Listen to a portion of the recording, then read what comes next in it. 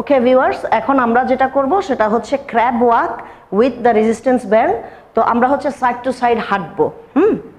এই যে আমি এইভাবে দাঁড়াবো, একটা জায়গায় দাঁড়াবো, অ্যান্ড দেন আমি হচ্ছে সাইডে হাঁটবো।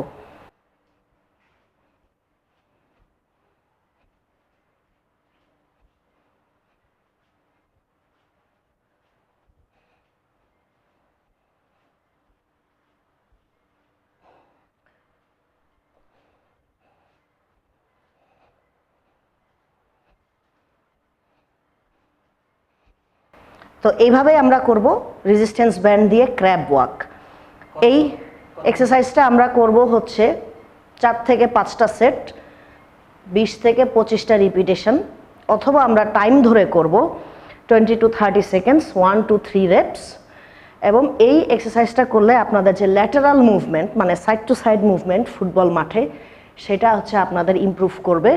কারণ আপনাদের হচ্ছে হিপ ফ্লেক্সার অ্যান্ড গ্রয়েনে হচ্ছে এটা স্ট্রেংথ আনবে, প্লাস লেগটাকে টোটালি কন্ডিশন করবে ল্যাটারাল মুভ করার জন্য, মানে সাইড টু সাইড মুভ করার জন্য, যেটা ফুটবল মাঠে আমরা দেখে থাকি যে প্লেয়াররা সাইড টু সাইড মুভ করে। And this is our drill number 5।